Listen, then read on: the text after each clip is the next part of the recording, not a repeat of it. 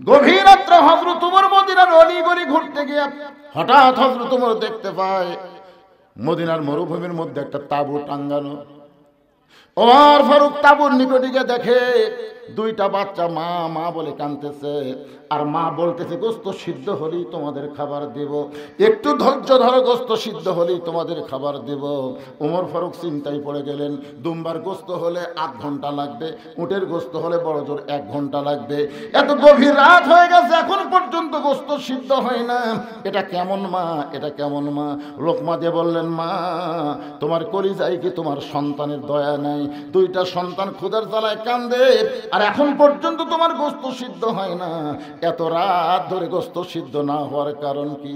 মেয়েটা বলে, পথিক আমার বাড়ি হলো ইয়ামিন দেশে, আমি শুনতে পাইলাম মদিনার খলিফা হযরত ওমর অত্যন্ত ভালো মানুষ, এই ভালো মানুষ ওমরের কাছে আমার দুইটা এতিম বাচ্চাকে নিয়ে আইছিলাম, গতকাল বিকালবেলা এত মানুষের ভিড়, আমি ভিড় ঠেলে ওমরের কাছে যাবার পারি নাই, আজকে রাতটা কোনো মতে কাটায় দিয়ে আগামীকাল সকালবেলা ওমরের দরবারে যাব, কিন্তু আমার দুইটা এতিম বাচ্চা ক্ষুধার জ্বালায় বারবার যখন কাঁদতেছে, আমি মা হয়ে তাদেরকে সান্ত্বনা দেওয়ার জন্য পাতিলে পানি আর পাথর দিয়ে নিচে আগুন জ্বালায় বলতেছি, বাবা গোস্ত সিদ্ধ হলেই তোমাদের খাবার দেব।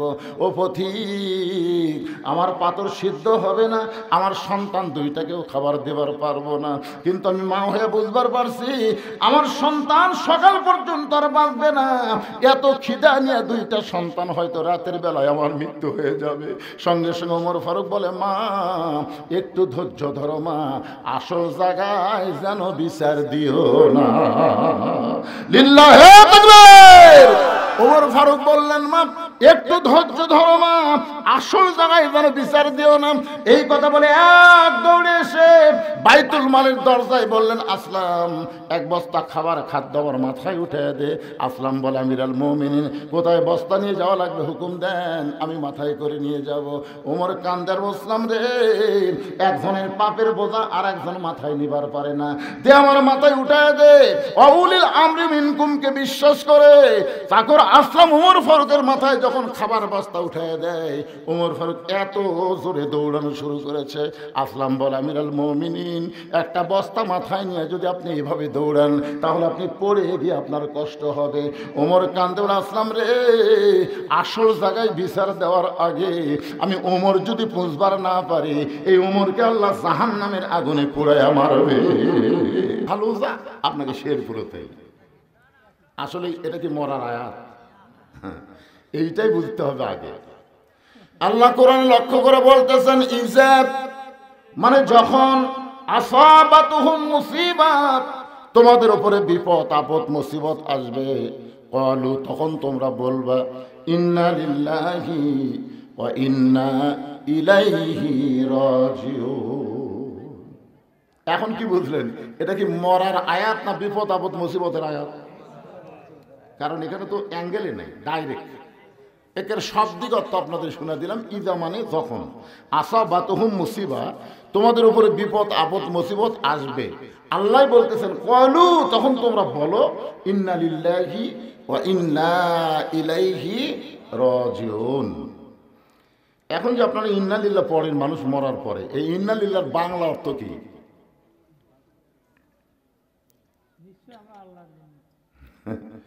কিছুটা হয়েছে হয়েছে আচ্ছা ঠিক আছে, আমি একটা গান গাই, দেখেন তো গান দিয়ে বুঝবার পারেন কিনা। এগুলো আসলে গান না, এগুলো হচ্ছে কোরআনেরই সুরে গানের আকারে আপনাদের সামনে উপস্থাপন করা। কোন বনের পাখি তুমি আইলারে কোন বনে, আবার কোন বনেতে যাইতে হবে পড়ছে নাকি মনে। বুঝতে পারছেন? আমি একটু সহজ করে দিই, আমরা কোথায় ছিলাম, আমরা কোথায় আসলাম, আবার কোথায় যাব। একজন ভাই বলতেছে আমরা জান্নাতে ছিলাম। জান্নাতে আপনি আসলেন? আদম আলাইহিস সালাম জান্নাতে ছিল। আদম আলাইহিস সালাম জান্নাতে ছিল। জান্নাতেই যদি থাকবে তাহলে কেন বললেন ওই গাছের কাছে যাও না? জান্নাতের মধ্যে কোনো হুকুম থাকবে না তো। জান্নাতের শর্ত হলো আলা তাস্তাহি আনফুসুকুম, তোমার মন যা চাবে তুমি জান্নাতে তাই করতে পারবে। ধরে কোন সুবহানাল্লাহ। আদম আলাইহিস সালামকে আল্লাহ কি বলছেন, ওই গাছের কাছে যাইও না। তার মানে বোঝা গেল জান্নাতে হুকুম আছে সব গাছের কাছে যাবা, ওটার কাছে যাওয়া হবে না। এর মানে বোঝা গেল ওটা জান্নাত নয়। জান্নাতে যাইতে গেলে শর্ত হলো ফাদখুলি ফি ইবাদি ওয়াদখুলি জান্নাতি। এই আয়াতের বাংলা অর্থ হলো, তুমি যখন আল্লাহর ইবাদতকারী বান্দা হয়ে যাবে, তুমি তখনই জান্নাতে প্রবেশ করবে। ইবাদত করা ছাড়া জান্নাতে প্রবেশ করা যাবে হ্যাঁ, একে ডাইরেক্ট ফাদখুলি ফি ইবাদি ওয়াদখুলি জান্নাতি। এখন আমরা বলবো আমরা জান্নাতে ছিলাম না, আমরা একটা জগতের মধ্যে ছিলাম। সে জগতের নাম হলো আলমে আরওয়াহ। আলমে আরওয়াহ, রুহের জগৎ। এই রুহের জগৎ থেকে আল্লাহ আমাদেরকে পাঠাইলো দুনিয়ার জগৎ। এই দুনিয়ার জগৎ থেকে আমরা যাব কবরের জগৎ। ধরে কোন ঠিক কিনা? আল্লাহ রাসূল বলেন সর্বশেষে যেই ব্যক্তি দুনিয়া ছাড়বে, কবরের জগতে তাকে কম পক্ষে 50,000 বছর থাকা লাগবে। কত বছর? বিশ্বাস করতেছেন না নাকি? আফসোসের কিছুই বোঝা যাচ্ছে না, মনে হয় কি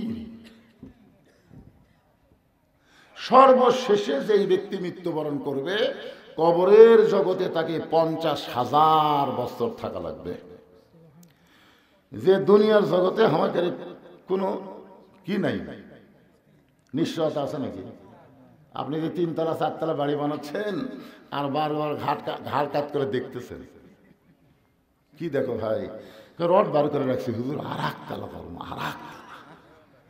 দুই কান্দের ফেরেশতা কয়, পাগলা উপর দিকে তাকাস না রে, তোর বাড়ি 3তলা না, তোমার জায়গা হলো নিচতলা। ধরে কোন কি তলা? নিচতলা। একতলা না, নিচতলা মানে কি? আন্ডারগ্রাউন্ড। এখন নিচ তলায় যদি আমরা যাওয়ার চাই, আল্লাহ বলেছেন কোনো সমস্যা নাই। ইয়া আইয়ুহাল্লাযীনা আমানুত্তাকুল্লাহা হাক্কা তুকাতিহি ওয়া লা তামুতুন্না ইল্লা ওয়া আনতুম মুসলিমুন।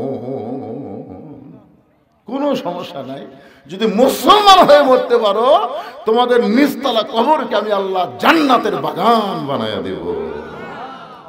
তার মানে কি বুঝতেছেন কি হয়ে মরা লাগবে? আমরা কার ঘরে জন্ম নিছি? মুসলমানের ঘরে জন্ম নিলাম, অথচ আমাদেরকে আল্লাহ বলতেছেন মুসলমান হয়ে তোমাকে মরা লাগবে। এখানেই তো মারিফতের পেঁয়াজ। কিন্তু মুসলমানের ঘরে জন্ম নিলাম, আবার আল্লাহ কেন বলতেছেন মুসলমান না হয়ে মরিস না রে? তার মানে বোঝা গেল মুসলমানের ঘরে জন্ম নিয়া অনেকে কাফের হয়ে মরে, আবার অনেকে কাফেরের ঘরে জন্ম নিয়া মুসলমান হয়ে মরে। ধরে কোন কথা ঠিক কি না? কথা বলে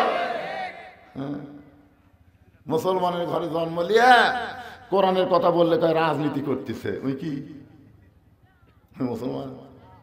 আল্লাহর কোরআনের আইন বাংলাদেশে চালু হবে, এই কথা শোনার পরে তার কলিজার মধ্যে কষ্ট হয়, বুঝবেন ও মুসলমান না, ও হলো মুনাফিক নম্বর 1। ধরে কোন কথা ঠিক কিনা? 1 নম্বর মুনাফিক। নবীর পিছনে নামাজ পড়ে, নবী হলেন ইমাম, সামনে কাতারের মুসল্লি, পাগড়ি ঠিক আছে, দাড়ি ঠিক আছে, জুব্বা ঠিক আছে, সব 1 নম্বর। কিন্তু কোরআনের একটা আয়াত যখন নাজিল হলো, তখনই ওই ধরা খেল। আর টুপি পাগড়ি জুব্বার মধ্যে যে কি মাল লুকাইছিল, এটা আগে নবী বুঝবার পারেনি। কিন্তু যখন কোরআনে একটা আয়াত নাজিল হয়েছে, তখন এই ধরা খাচ্ছে। আয়াতটা হলো ইয়া আইয়ুহান নাবিয়্যু হারজিল মুমিনিনা আলাল কিতাল। ওগো নবী, যাদেরকে কাতারবদ্ধ করে জামাত নামাজ আদায় করতেছেন, তাদেরকে কাফের বেঈমানদের বিরুদ্ধে সৈন্য হিসাবে গড়ে তোলেন। কারণ যে কোনো সময় মক্কার কাফেরেরা মদিনা আক্রমণ করতে পারে, আর মদিনা আক্রমণ করলে আপনি নামাজ দিয়া রোজা দিয়া মদিনা রক্ষা করতে পারবেন না। ওই কাফেরদের বিরুদ্ধে অস্ত্র ধরা লাগবে। কার কথা? এই আয়াত যখন নবী সাহাবীদের সামনে বললেন, এই সামনে কাতারের মুসল্লি ওই মন খারাপ করে নবীকে বলতেছে, হুজুর এটা না গন্ডগোলের আয়াত। আপনারা বলেন এটা গন্ডগোলের আয়াত। আজকে যদি ভারতেরা বাংলাদেশকে আক্রমণ করে, আমরা তখন মসজিদে যাই, বলবো দোয়া করবো, আল্লাহ আল্লাহ আল্লাহ, ভারতের হাত থেকে আমাদের দেশকে রক্ষা করে আল্লাহ। এই দোয়া করার টাইম আছে? এই আয়াত নাজিল হওয়ার পর আর দোয়া করার সময় আছে? যার যা আছে ইমানের বলে বলিয়ান হয়ে হিন্দুদের বিরুদ্ধে যুদ্ধ করা লাগবে। ধরে কোন কথা ঠিক না? এই আয়াত যদি মক্কার কাফেররা মদিনা আক্রমণ করতে আসে, আপনি দোয়া দিয়ে, দরুদ দিয়ে, নামাজ দিয়ে, রোজা দিয়ে আপনি মদিনা রক্ষা করতে পারবেন না, বরং ওদের বিরুদ্ধে অস্ত্র ধরা লাগবে। এ কথা কার? এখন এই যুববালা কি কয়? আজকে যারা বলতেছে রাজনীতি করতেছে, এরা কি? এই একই মাল। আল্লাহ নবী চমকে গিয়ে বললেন, মাবুদ, সামনে কাতারের মুসল্লি হইয়া তোমার আয়াতকে গন্ডগোলের আয়াত বলতেছি, কে? একটা আমি চিনবার পারতেছি না। সঙ্গে সঙ্গে আল্লাহ আয়াত নাজিল করলেন, অমিনান নাসি মাইয়াকুলু আমান্না বিল্লাহি ওয়া বিল ইয়াউমিল আখিরি ওয়া মা হুম বিমুমিনিন। আল্লাহ বিশ্বাস করে, আখিরাতকে বিশ্বাস করে, আমি আল্লাহ বলতেছি ওই মুমিনই নয়, ও হলো মুনাফিক। জোরে কোন কি কথা কর না কেন? তো আমরা পাপী হতে পারি, গুনাহগার হতে পারি, কিন্তু আমরা মুনাফিক হতে পারবো না। জোরে কোন কথা ঠিক কি না? আপনারা বলেন তো, মুনাফিকের জায়গা কোথায়? ওপরে না নিচে? এ বাবা, এদিকে গল্প টল্প করিস না রে, মিডিয়ার ম্যানেরা চুপ করে বসতে শোনো। মুনাফিকদেরকে আল্লাহ জাহান্নামের সবচাইতে নিচে জায়গা দিবেন।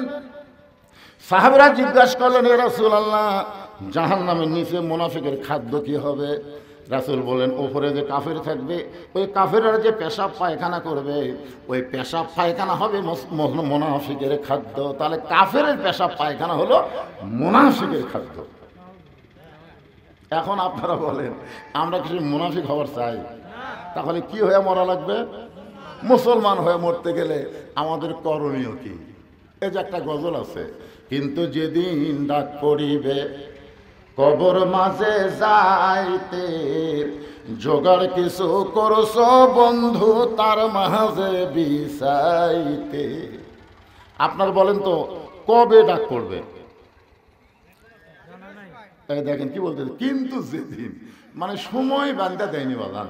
যদি আল্লাহ বলতো, যা তুই যাচ্ছ যা, তুই 60 বছর বাঁচবি, তুই 70 বছর বাঁচবি রে, তোকে আমি সময় 70 বছর দিলাম, তাহলে 50 বছর যা ইচ্ছা তাই করে 51 থেকে তওবা তাসিল করিয়া বুঝলেন আমি যা হুসিল দিন গুনতেছি। এই সবাই বলে বয়স বাড়ে, আমি বলি কমে রে। একটু মনোযোগ দিয়ে শুনবেন, যে কোনো সময় যদি আমাদের মৃত্যু হয়, তাহলে আমাদের এখন থেকে প্রস্তুতি গ্রহণ করা লাগবে। আর মুসলমানের 1 নম্বর প্রস্তুতি হলো নামাজ। নামাজ যদি না থাকে, আপনি ঈমান এবং মুসলমানিত্ব রক্ষা করতে পারবেন না। এখন আসেন, মনোযোগ দিয়ে শোনেন।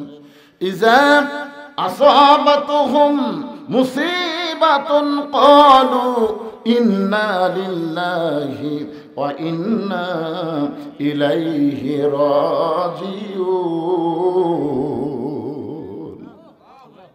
বিপদ আপদ মুসিবত যখন আসবে, এখন আপনাদের কাছে আমার প্রশ্ন হলো, এটার সংক্ষেপে ছোট প্রশ্ন, খুব ছোট, যে বর্তমানে আপনাদের শেরপুর এই এলাকার জন্য সবচাইতে বড় বিপদ কি?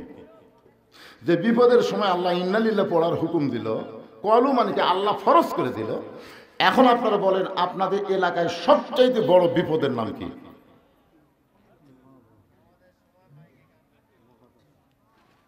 বুঝতে পারতেছেন না? মানে এত বিপদ আপনাদের এলাকায়, কোনটাক বড় কই, কোনটাক ছোট কই? আপনারা বলেন তো, আজকের এই মাহফিলের জন্য এই মেলাটা রহমত না বিপদ? ওই মেলা দেখার পরে ইন্নালিল্লাহ কে পড়ছেন? কেউ পড়েন। আপনারা কখন পড়বেন? যখন মরে গেল তখন। ওই মেলার মধ্যে কি চুরির দোকান আছে? আপনারা বলেন তো, কোরআনের মাহফিলের মেলাতে চুরির দোকান, এটা রহমত না বিপদ? আপনার ইন্নালিল্লাহ পড়ছেন? সবচাইতে বড় বিপদ হলো প্রত্যেকটা যুবকের হাতে একটা করে টাচ মোবাইল। ধরে কোন কথা ঠিক কিনা? তা আপনার ছেলে যে টাচ মোবাইলে ঘুরতেছে, আপনি ইন্নালিল্লাহ পড়ছেন? সবচাইতে বড় বিপদ হলো মেয়েরা ঘরের মধ্যে থাকার কথা, সেই মেয়েরা বেপরোয়া হয়ে রাস্তায় আসা। রহমত না বিপদ? একটা মেয়ে মানুষ দেখে আপনি ইন্নালিল্লাহ পড়ছেন? তার মানে বোঝা গেল আপনার বিপদই বোঝেন না, মানুষ মরে গেলেই বিপদ মনে করেন।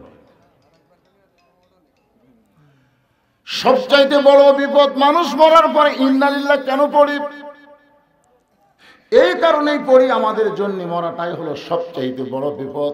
ও বাংলার মুসলমানেরা শুনে নেন, কোরআনকে যদি আইন হিসাবে গ্রহণ করে, আল্লাহর হুকুম অনুযায়ী নবীর তরিকা মোতাবেক যদি চলতে পারেন, তাহলে মরাটা বিপদ না, মরার মাধ্যমে জান্নাতে প্রবেশ করা যায়। কোন ঠিক কিনা? কিন্তু মানুষ বললে আমরা কেন পড়ি? আমরা মনে করি মরাটাই হলো বিপদ।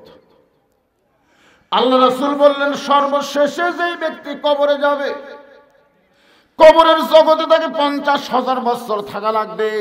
এই কথা শোনার পরে আমাদের মা উম্মাহাতুল মুমিনিন খাদিজাতুল কুবরা ছোট বাচ্চার মতন কান্না শুরু করে দিলেন। রাসূল বলে, খাদিজা আপনি এমন করে কেন কাঁদতেছেন? খাদিজা বলে, ওগো আল্লাহর নবী, আমি জানি কবরে কোনো দরজা নাই, কবরে কোনো জানলা নাই, কবরে কোনো সাথী নাই, কবরে কোনো বাতি নাই, একা একা 50,000 বছর অন্ধকার কবরে কেমনে থাকবো? এই কথা শোনার পরে আমার চোখটা দর দর করে পানি পড়তেছে। আল্লাহর নবী খাদিজার চোখের পানি মুছা দিয়ে কপালে একটা চুম্বন দিয়ে বললেন, খাদিজা, ওই আল্লাহর শপথ করে বলতেছি, ঈমান গ্রহণ করার পরে আপনি আল্লাহর সঙ্গে যে সম্পর্ক গড়ে তুলেছেন, আল্লাহ আপনার কবরকে জান্নাত বানায়া দিবে। সুবহানাল্লাহ। সবাই বলেননি? বলছেন?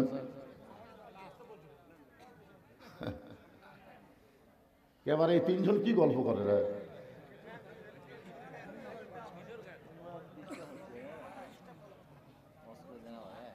না শোনেন, তাহলে এখানে যে আল্লাহ রাসূল বললেন, কি বললেন শোনেননি? খেয়াল করেননি? এদের তরিকতের লাইনে একটা কথা আছে, খিয়ালেতে রাখো মন, খিয়ালো অমূল্য ধন, খিয়ালো হারাইয়া গেলে সব হবে তার কারণ। আগে যখন আমি ছোটবেলা হাল বইতাম, হাল বা বোঝেন না, আমি সবসময় 2 নম্বর হাল ধরতাম। 2 নম্বর হাল ধরে আমার কোনো সময় ঘুম ধরতো। তো একদিন গরুর পাওয়া ফাল ঢুকছে, আমার আব্বা এসে চর দেখা, এই তুই খেয়াল করে হাল বলছ। আসলে কিন্তু আমার খেয়াল ছিল না, বেখেয়াল হয়ে গেছে, ঢুকে গেছে। ধান কাটতে কাটতে যারা বেখেয়াল হয় তারাই কিন্তু হাত কাটে। ধরে কোন কথা ঠিক কিনা? একটু মনোযোগ দিয়ে শুনবেন। আল্লাহ রাসূল বললেন, খাদিজা, ঈমান গ্রহণ করার পরে আল্লাহর সঙ্গে আপনি যে সম্পর্ক গড়ে তুলেছেন, আল্লাহ আপনার কবরকে জান্নাত বানায়া দিবে। এখানে আমি আপনাদের কি বুঝাবার চাইলাম, আল্লাহর সঙ্গে সম্পর্ক করতে গেলে ঈমানের পরে করা লাগবে, ঈমানের আগে কোনো সম্পর্ক করা যাবে না। ঈমানের আগে সম্পর্ক করেছিল নবীর চাচা আবু তালেব, আল্লাহ তাকে জান্নাত দিবে না। দাতা হাতিম তাই আল্লাহর সঙ্গে সম্পর্ক করতে চেয়েছিল, দান করে আল্লাহ তাকে জান্নাত দিবে না। বাদশা নওশেরন ঈমান গ্রহণ করার আগে ন্যায়পরায়ণ বাদশা হয়েছিল, কিন্তু আল্লাহ তাকে জান্নাত দিবে না। আল্লাহর যত কাজ তুমি করবার চাও, আগে ঈমান গ্রহণ করার পরে তারপরে করা লাগবে। ধরে কোন ঠিক কিনা? আপনি নামাজ পড়বার গেলে আগে কি লাগবে? জোরে কোন? ঈমান। ঈমান ছাড়া নামাজ পড়লে হবে? আসরে নামাজ পড়ার পরে জমিত গেছে, দেখো ওপর জমির পানি চলমল করতেছে, নিচের জমির পানি নাই। কে রে, এত পানি উপরে, আমারটা পানি নাই। ওই চারিদিকে তাকা ছিল, চারিদিকে তাকা, কেউ নাই। আস্তে করে বসে জমির আল কাটা দিয়ে ওই পানি দিয়ে হাত ধসে, ধুয়ে আবার দাঁড়ায় চারিদিকে তাকায় বলতেছে আলহামদুলিল্লাহ, কেউ দেখেনি। এখন আপনারা বলেন, লোকটার কিন্তু আসরের নামাজ আছে, কিন্তু কি নাই? ঈমান যদি থাকতো তাহলে বলতো যে কেউ না দেখলো আল্লাহ দেখতেছে রে। জোরে কোন ঠিক কি না? সাহাবীরা বললেন, রাসূলুল্লাহ মা হুয়াল ঈমান, এই ঈমানটা কি? আল্লাহ রাসূল বললেন ইকরার বিল লিসান, তাসদিক বিল জানান, আমল বিল আরকান, এর নাম হলো ঈমান। জবানে বলতে হবে লা ইলাহা ইল্লাল্লাহ, জবানে বলা লাগবে। সবাই বলেন লা ইলাহা ইল্লাল্লাহ, লা ইলাহা ইল্লাল্লাহ, লা ইলাহা ইল্লাল্লাহু মুহাম্মাদুর রাসূলুল্লাহ। আপনারা বলেন তো, এই ইকরার বিল লিসান রাসূল যদি বলতো এটা ঈমান, তাহলে আমাদের জন্য তো কোনো সমস্যাই হতো না। কিন্তু মারাত্মক ক্যাচ মারছে ভাই, তাসদিক বিল জানান। খালি মুখের মধ্যে কলেমা জপলে হবে না রে, ওই কলেমাটা কলিজার মধ্যে ঢুকান লাগবে। ধরে কান কার ভিতর? কলিজার মধ্যে যখন ঈমানের জায়গা হবে, ওই লোকটার কাছে জীবনের চাইতে ঈমানের দাম বেশি হবে। এখন আপনারা বলেন তো, এই ভাদারের লোকেরা, আপনাদের কাছে জীবনের দাম বেশি না ঈমানের দাম বেশি? এই মুখে মুখে বলতেছেন। 15.5 বছর আমার মতন বক্তার কাছে আল্লাহর চাইতে হাসিনার ভয় বেশি। আমার মতন বক্তা চারিদিকে তাকায় আর ওয়াজ করে, পুলিশের গাড়ি, র্যাবের গাড়ি, আওয়ামী লীগের ক্যাডার আছে কিনা, এগুলো যদি থাকে তেল তেলা ওয়াজ করে বাড়িতে গেছি। বউ আগে ভয় দেখাচ্ছে পুলিশ যেন না ধরে, আজরাইল ধরবে, এ কথা আমার বউ একদিনও কয়নি, খালি বলছে পুলিশ যেন না ধরে। ইমানদারেরা পুলিশ ধরার ভয় করবে না, আজরাইল ধরার চিন্তা করবে। ধরে এখন কথা ঠিক কিনা কথা বলে? পুলিশ ধরলে আপনাকে ছাড়বে, কিন্তু আজরাইল ধরলে মনে ছাড়বে। একটু মনোযোগ দেবেন। তাসদিক বিল জানান মানে কলিজার মধ্যে ঈমান। কলিজার মধ্যে যখন কারো ঈমান ঢুকে যাবে, ওই মানুষটা জীবনের চাইতে ঈমানের গুরুত্ব বেশি দিবে। দরকার উকিল বলবে আপনার ফাঁসি হবে রাত্রি 12টায়। নাম হলো মীর কাসেম আলী। নাম কি? মীর কাসেম আলীকে বলেছে রাত 12টায় আপনার ফাঁসি হবে। এখন কয়টা বাজে? 9:30। তাহলে 2 ঘন্টা ঘুম পাড়ি, 2 ঘন্টা ঘুম পাড়ি, তুমি আমাকে ডাক দিও। যদি আমি চেতন না পাই তুমি আমাকে ডাক দিও। উকিল কয় কে মানুষ করে, রাত 12টায় ফাঁসি হবি, 9:30 বাজে, 2 ঘন্টা ঘুম পাড়ি, এতক্ষণ চেতন থাকে কি হবে? 2 ঘন্টা ঘুম পড়ে, তুমি 8 ঘন্টা আগে আমাকে ডাক দিও। যদি আমি চেতন পাই তাহলে লাগবে না, আর যদি না পাই আমাকে ডাক দিও। উকিল কয় এটা মানুষ না।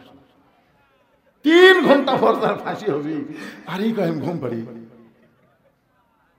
যাই হোক, উকিল বিশ্বাস করে, মনে করছে পাগল হয়ে গেছে, ফাঁসির চিন্তা পাগল হয়ে গেছে। একেবারে 8 ঘন্টা সময় যখন আছে, তখন উকিল সাহেব এসে দেখে লাখ টাকা ঘুম পাড়তেছে।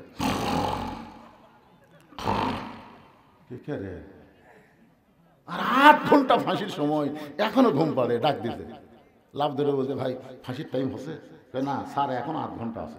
তাহলে 2 রাকাত নামাজ পড়ি। উজু করে এসে 2 রাকাত নামাজ পড়ে এখানে পাঞ্জাবি টাঞ্জাবি গাওয়াত দিয়ে আতর সুরমা লাগে বলতে চ যাই। উকিল বলতেছে কোথায় যাবেন? কোথায়? বলে ফাঁসির কাজটা।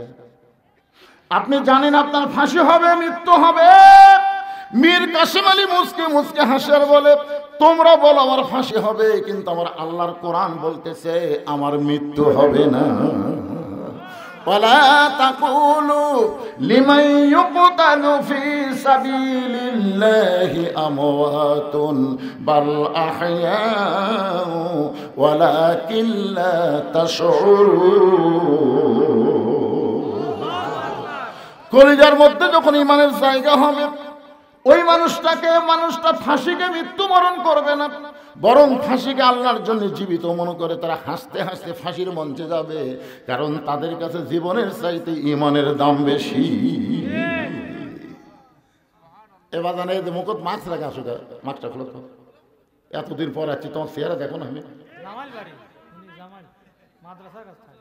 ঠিক আছে, এটা দেখার জন্য বললাম বাবা, মুখত দিয়ে থাকো, যখন মোটর সাইকেল চালাও, সাইকেল চালাও, ধুলে বালি যেন আপনার নাকে মুখে না ঢোকে। এই জন্য মাস্ক খালি করোনার সময় না, সব সময় পরা দরকার, ঠিক না? আর মেয়ে মানুষের মাস্ক তো পরাই লাগবে, কারণ মুখত মাস্ক দিলে ওরকে সোনার চেহারা দেখা যায় না, ঠিক কিনা বলেন? কিন্তু করোনার সময় সব মেয়ে মানুষ মুখত মাস্ক দিচ্ছে আর দিচ্ছে না। মেয়ে মানুষের করোনা বেশি বিপদ না পরপুরুষ দেখা বেশি বিপদ? ইন্নালিল্লাহ কখন পড়বে? করোনা এলে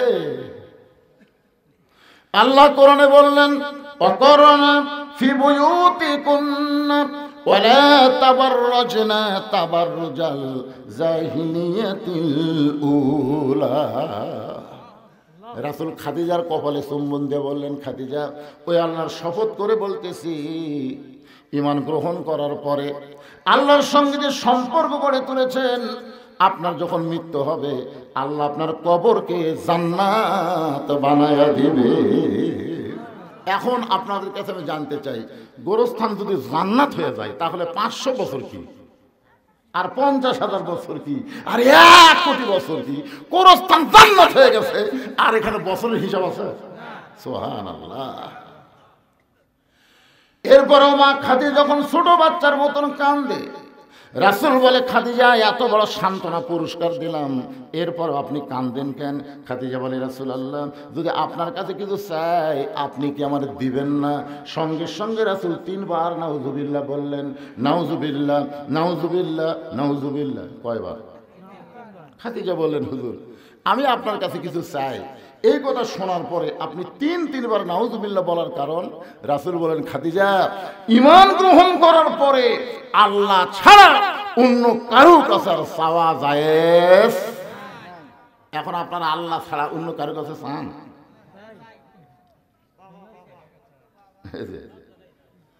আমার দয়াল বাবার দরবারেতে কেউ ফিরে না খালি হাতে। একটা বক্তা আছে দেখবেন খালি বাবার ওয়াজ করে। আল্লাহর ধন নবীরে দিয়া, আল্লাহ আছে গায়েব হইয়া, নবীর ধন খাজানিয়া শুয়ে আছে আজমিরে, কেউ ফিরে না খালি হাতে, খাজারে তোর দরবারেতে। জোরে কন, আরো জোরে কন। এটা কিভাবে বলা লাগবে? কেউ ফেরে না খালি হাতে, আল্লাহ তোমার দরবারেতে। ইয়াকা নাবুদু ওয়া ইয়াকা নাস্তাইন। আমরা গোলামি করে আল্লাহর সাহায্য চাইবো আল্লাহর কাছে। আল্লাহ ছাড়া অন্য কারো কাছে চাওয়া যাবে না, এমনকি নবীর কাছেও চাওয়া যাবে। আল্লাহ রাসূল যেতে পারবেন? 11 সালে হজ করতে গেছিলাম প্রথম। আমরা তো গোরস্থানে যাই, আমরা দোয়া-দরুদ পড়ে হাত তুলি না। ভাই, আপনারা হাত তোলেন না গোরস্থানে? দোয়া-দরুদ পড়ে যারা কবরে আছে তাদের রুহের মাগফিরাতে আমরা দোয়া করি। আমি মনে করছিলাম সবচাইতে দামি যাকে কবরই বলা যাবে না, আল্লাহ রাসূলের, এটাকে আমরা কি বলি, কবর না রওজা? সবাই বলে ওই যে রাসূলের রওজা, পাশে আবু বকরের কবর, পাশে উমরের কবর। আমি মানুষের মুখে বলতে শুনেছি, রাসূলের কিন্তু কবর কয়নি, বলে যে রাসূলের রওজার পাশে আবু বকরের কবর, পাশে উমরের কবর। তার মানে বোঝা গেল যে এই আবু বকর উমর কবর আর রাসূলের কবর না। কারণ কি? এখানে রওজা বলার কারণ কি? আমি একটা গজল গাই, দেখেন তো আপনি বুঝতে পারেন কিনা। গাবো? ইসলামের আলো জ্বলায়া দিয়া নবী শুইয়া আছেন সোনার মদিনায়। আর যদি আমি এভাবে বলি, ইসলামের পতাকা উড়ায়া দিয়া নবী ময়রা আছেন সোনার মদিনায়। যদি কই খালি গুনা করে, একটু মনোযোগ দিয়ে শুনবেন। আমি বিশ্বাস করি নবী আমার হায়াতুন নবী, এই মনে করে 11 সালে যখন নবীর রওজার পাশে হাত তুলেছি, ইতিমধ্যে 2 পুলিশ এসে আমার হাতের উপর লাঠি দিয়ে ঠাসি দিয়ে বললেন, মান্নু কুল্লু হারাম, মান্নু কুল্লু হারাম। হাত যদি পাতাবার চান, কাবার মালিকের কাছে হাত পাতান, মদিনার রওজার পাশে হাত পাতানো হারাম। আমি মনে মনে কইলাম, পুলিশ রে তুই চিনিস? মনে মনে আমি হলাম বাংলাদেশের একটা সাইকেল বক্তা, আর তুই তার হাতের উপর ঠাসি মারল। কিন্তু আমার ইমান বললো, মাওলানা তুই ভেজাল দেশের লোক, তোর ইমানের মধ্যেও ভেজাল, তোর আমলের মধ্যেও ভেজাল, আর এরা হলো আসল দেশের পুলিশ। জোরে কোনো কথা ঠিক কি না? এ কি হলো রে? কি আছে কি আছে কি আছে? আচ্ছা, খাড়া হয় না তো, কি জন্য খাড়া হয়? এরা যদি একবার খেপা যায়, এই লাঠি লিয়ে দিতে। আমি তো এরকম থামে থেকে কাম করতেছি, আর ওটো না।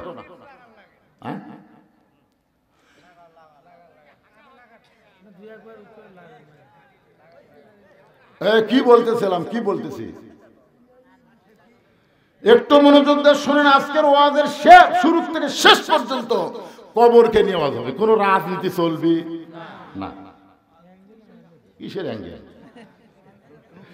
অ্যাঙ্গেলের দিন শেষ, ডাইরেক্টের বাংলাদেশ। ধরে কর কথা ঠিক, আগে অ্যাঙ্গেলে মারছি, এখন অ্যাঙ্গেল। আমি আজ প্রায় 10 বছর থেকে দোয়া করতেছি, আল্লাহ এই অ্যাঙ্গেল আর কতদিন মারবো আল্লাহ। কুলজাল হক ওয়াজাহাকাল বাতিল ইন্নাল বাতিলা কানা যাহুকা। সত্য যখন আসবে, মিথ্যা যখন পালায়ে যাবে, আলো আসলে অন্ধকার আর থাকবে না। ধরে কর কথা ঠিক। হ্যাঁ, কি বুঝলেন? ইউনুস নবীর নামে গজল এমনি এমনি কইলেন। কে যেন হাসিনা বলছে, এই মহা বিপদের মধ্যে আপনি কোন দোয়া পড়তেছেন? হাসিনা বলতেছে, পড়বার গেলে ওর নাম মনে আসে, এই জন্য পড়ি না। লা ইলাহা ইল্লা আনতা সুবহানাকা ইন্নী কুনতু মিনাজ জালিমিন। আপনারা পড়েন না ভাই বিপদ আপদে মুসিবতে? একটু মনোযোগ দিয়ে শুনবেন। আল্লাহর নবী রওজার পাশে হাত তুলবার দেয়নি, বলেছে হারাম। আমার মন বলতেছে 2 টাকার পুলিশ হয়ে আমার মতন মৌলবীর হাতর ঠাসি মারল, তুই আমার চিনিস? এটা আমার মন। আর ইমান বলতেছে, মাওলানা তোর ইমানের মধ্যেও ভেজাল, তোর আমলের মধ্যেও ভেজাল। কারণ যেই দেশের থেকে তুই ওয়াজ করবার আইছিস, ওই দেশটাই হলো ভেজাল। জোরে কোন কথা ঠিক না? 11 সালে বাংলাদেশের প্রধানমন্ত্রীর নাম হলো হাসিনা। জোরে কোন নাম কি?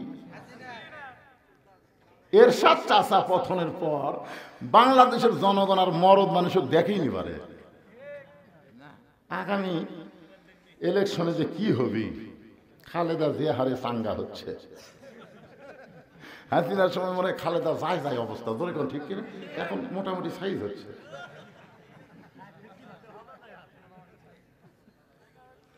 আপনারা একটা সিদ্ধান্ত নেন, মা তারাক্তু বাদি আলা উম্মতি ফিতনাতুন আদার রাজুল মিনান নিসাই, রাওয়াহুল বুখারী কিতাবুল ফিতান।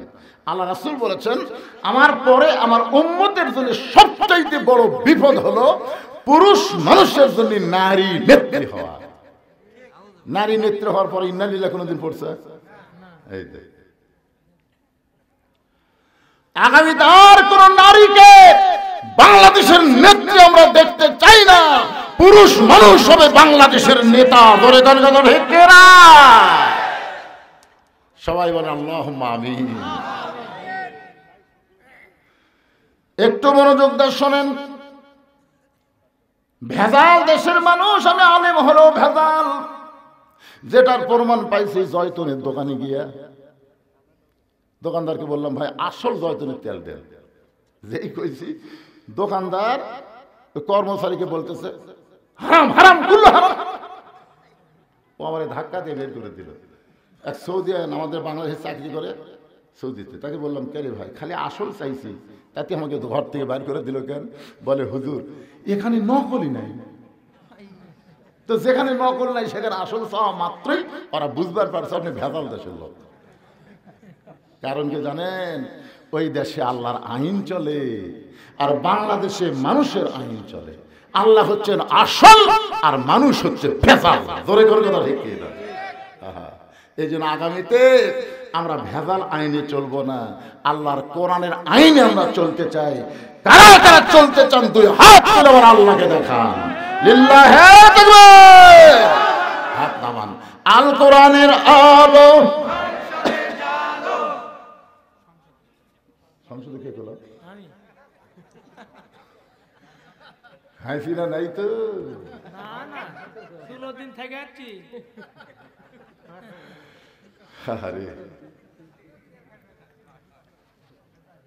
আপনারা কি মনে করতেছেন অন্যায় ভাবে যাদেরকে ধরে লেগেছে, আমাকেও গেছে 9 বার, যাদেরকে অন্যায় ভাবে ধরে নিয়ে জেলের মধ্যে রাখছে তাদের বিচার হবে না? তারা কিন্তু বাংলাদেশের ভুয়া কোর্ট কাছারিতে বিচার দেয়নি, আসল জায়গার বিচার দিচ্ছে। ধরে কোন কোন জায়গায়? আসল জায়গায় বিচার কেমন একটা দৃষ্টান্ত শোনেন। গভীর রাত্রে হযরত ওমর মদিনার অলিগলি ঘুরতে গিয়ে হঠাৎ হযরত ওমর দেখতে পায় মদিনার মরুভূমির মধ্যে একটা তাঁবু টাঙ্গানো। ওমর ফারুক তাঁবুর নিকটে গিয়ে দেখে দুইটা বাচ্চা মা মা বলে কাঁদতেছে, আর মা বলতেছে গোস্ত সিদ্ধ হলেই তোমাদের খাবার দেব, একটু ধৈর্য ধরো, গোস্ত সিদ্ধ হলেই তোমাদের খাবার দেব। ওমর ফারুক চিন্তায় পড়ে গেলেন, দুম্বার গোস্ত হলে 8 ঘন্টা লাগবে, উটের গোস্ত হলে বড় জোর 1 ঘন্টা লাগবে।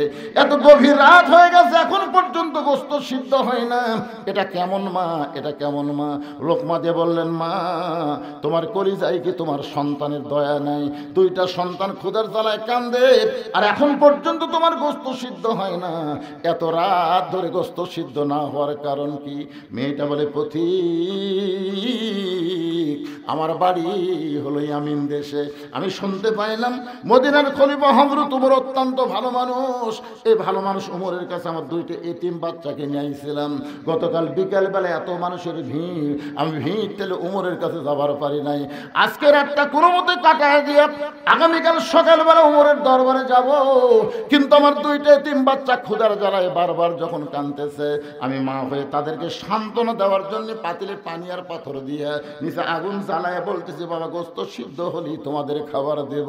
ও পথিক আমার পাথর সিদ্ধ হবে না, আমার সন্তান দুইটাকেও খাবার দেবার পারবো না, কিন্তু আমি মা হয়ে বুঝবার পারছি আমার সন্তান সকাল পর্যন্ত আর বাঁচবে না। এত খিদা নিয়ে দুইটা সন্তান হয়তো রাতের বেলায় আমার মৃত্যু হয়ে যাবে। সঙ্গে সঙ্গে ওমর ফারুক বলে, মা একটু ধৈর্য ধরো মা, আসল জায়গায় যেন বিচার দিও না। লিল্লাহে তাকবীর। ওমর ফারুক বললেন, মা একটু ধৈর্য ধরো মা, আসল জায়গায় যেন বিচার দিও না। এই কথা বলে এক দৌড়ে এসে বাইতুল মালের দরজায় বললেন, আসলাম 1 বস্তা খাবার খাদ্য আমার মাথায় উঠে দে। আসলাম বলে, আমিরাল মুমিনিন কোথায় বস্তা নিয়ে যাওয়া লাগবে হুকুম দেন, আমি মাথায় করে নিয়ে যাব। ওমর কান্দার বসলাম রে, একজনের পাপের বোঝা আর একজন মাথায় নিবার পারে না, দে আমার মাথায় উঠে দে। অউলিল আমরি মিনকুমকে বিশ্বাস করে চাকর আসলাম ওমর ফারুকের মাথায় যখন খাবার বস্তা উঠে দেয়, ওমর ফারুক এত জোরে দৌড়ানো শুরু করেছে। আসলাম বলে, আমিরাল মুমিনিন একটা বস্তা মাথায় নিয়ে যদি আপনি এভাবে দৌড়ান তাহলে আপনি পড়ে গিয়ে আপনার কষ্ট হবে। ওমর কান্দে বলে, আসলাম রে আসল জায়গায় বিচার দেওয়ার আগে আমি ওমর যদি বুঝবার না পারি, এই ওমরকে আল্লাহ জাহান্নামের আগুনে পোড়ায়া মারবে। এক দৌড়ে মেয়েটা তাঁবুর কাছে গিয়ে বললেন, মা রুটি হালুয়া তৈরি করো। রুটি হালুয়া তৈরি করে যখন মা ওমর ফারুকের হাতে দেয়, ওমর ফারুক দুইটা বাচ্চাকে উরাতের উপরে নিয়ে রুটি হালুয়া ছিঁড়ে ছিঁড়ে যখন মুখে দেয়, ওমরের চোখটা দর দর করে পানি পড়তেছে। দুইটা বাচ্চা বলে, কে গো আপনি? আমরা এতিম, আমাদের বাবা নাই, কিন্তু আজকে বাবার দরদ দিয়ে আপনি আমাদের আদর করতেছেন। সঙ্গে সঙ্গে ওমর ফারুক বলে, আল্লাহ এই অধমকে জাহান্নামের আগুন থেকে তুমি বাঁচায় দাও। মেয়েটা বলে, পথিক রে আমি ভালো মানুষের গল্প শুনেছি, কিন্তু মানুষ এত ভালো হয় আজকে নিজের চোখে দেখলাম। তুমি জাহান্নামের আগুন থেকে মুক্ত কেন চাও? আল্লাহ ওমরকে মদিনার খলিফা না বানায়া তোমাকে যদি খলিফা বানায়া দিত, এই মদিনা আল্লাহর জান্নাত হয়ে যেত। ওমর কিন্তু দুইবার একটা কথা বলেছে, মা আসল জায়গায় বিচার দিও। আসল জায়গা মানে কি? এই আলেমেরা জেলের মধ্যে তাদেরকে অন্যায়ভাবে নিয়ে যাওয়া হয়েছে, বিশেষ করে আল্লাহর ওলি আল্লামা সাইদি আসল জায়গায় বিচার দেওয়ার কারণে আজকে জালেমের এইরকম পরিণত হয়েছে। ধরে কোন কথা ঠিক কিনা? গোটা পৃথিবীর ইতিহাসে যে সরকার প্রধানও পলায়, তার সাথে 300 এমপিও পলায়, গোটা পৃথিবীর ইতিহাসে এরকম ইতিহাস নেই। কি কথা? হায় হায় রে, এরকম ইতিহাস আছে? কি আমার পর্যন্ত এইরকম ইতিহাস হবি না ভাই। আসল জায়গা বিচার দিছে বাবা। মনে করতেছে ছাত্র জনতা না, ইজা জা নাসরুল্লাহি ওয়াল ফাতহ। সূরা নসর বলেন, কোন বিজয় মানুষের হাতে না, বিজয় হচ্ছে আমার আল্লাহর হাতে। জোরে কোন কথা ঠিক কি? আরে একটু মনোযোগ দিয়ে শুনবেন। কোরআন আইন যদি আমরা চালু করতে চাই তাহলে আমাদের সবাইকে বলতে হবে আল কোরআনের আলো। সবাই বলেন না কেন, একটা বার বলেন তো ভাই। আপনি এটা বলে যদি মরেও যান আপনি জান্নাতে যাবেন, কারণ রাসূল বলেছেন মান সাআলাল্লাহু তাআলা আশ-শাহাদাতা বিসিদকিন বাল্লাগাহুল্লাহু মানাজিল আশ-শুহাদা ওয়া ইমাতা আলা ফিরাশিহি রাওয়াহুল বুখারী। আল্লাহ রাসূল কি বলেছেন হাদিসটা শুনবেন। আল্লাহ রাসূল বলেছেন কেউ যদি চায় যে আল্লাহ রাস্তায় যুদ্ধ করতে করতে আমি শহীদ হব, এইরকম যদি আশা করে ইসলামে আন্দোলন করে, কোরআনের দল করে, ওই মাতা আলা ফিরাশিহি, সে যদি নিজের বিছনায় মৃত্যুবরণ করে, বাল্লাগাহুল্লাহু মানাজিলা শুহাদা, এই যে সুন্দর নিয়ত করার কারণে আল্লাহ হাসরের ময়দানে তাকে শহীদদের কাতারে দাঁড় করাইয়া দিবে।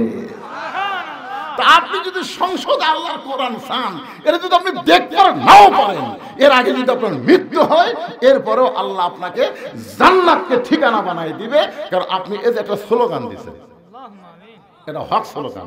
এর চাইতে ভালো স্লোগান আছে যে চোর ডাকাত বাটপারকে আর আমরা 300 জনের মধ্যে ওখানে পাঠাবো না। এই মমতাজের মতন খারাপ গায়িকা গেছে, নায়িকা গেছে, লুচ্চা গেছে, বাটপার গেছে, চোর গেছে, সব চুরি করে বাংলাদেশের টাকা বিদেশে পাচার করছে। একটা সন্তান জন্ম নেওয়ার সাথে সাথে 1 লাখ টাকা ঋণ নিয়ে জন্ম নিচ্ছে। হ্যাঁ, এই জন্য সবাই একটা স্লোগান দিয়ে আবার কবরে আসতেছি। কবরে যদি ফুলগুলো হয় অভিমানে ঝরে যায়, আমি মালা গেথে বলো কারে পরাবো, সে যে কেন এলো না, কিছু ভালো লাগে না, কবরে আসো তারে। তো ওয়াজ হবে কবরে, অসুবিধা আছে, কিন্তু স্লোগান হবে সংসদের। আল কোরআনের আলো, কোরআন হাদিস যেখানে, দুনিয়ার মুসলমান লিল্লাহে তাকবীর। আলহামদুলিল্লাহ, কোরআনের আলোচনা করবো। আওয়ামী লীগ, বিএনপি আর জামাত আছে, আমরা সব মুসলমান কোরআনের দল। ধরে কোন ঠিক কিনা? একটু মনোযোগ দিয়ে শোনেন। খাদিজা বলতেছে রাসূলুল্লাহ, আমি আপনার কাছে চাই। এই কথা শুনে আপনি 3 বার নাউযুবিল্লাহ বললেন, কিন্তু আমি আপনার কাছে যা চাবো তা যদি আল্লাহর না থাকে তাহলে আল্লাহ কেমনে দিবে? নবী চুন করছে কি খাদিজা আমার কাছে কি চাবে যেটা আল্লাহর নাই? আমরা সবাই জানি সব কিছুর মালিক কে? তাহলে আল্লাহর নাই।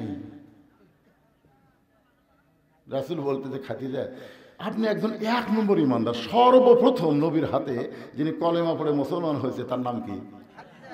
মারাত্মক কথা। হ্যাঁ, আরে মহিলা না, সর্বপ্রথম খাদিজা, তারপরে আবু বকর, তারপরে আলী।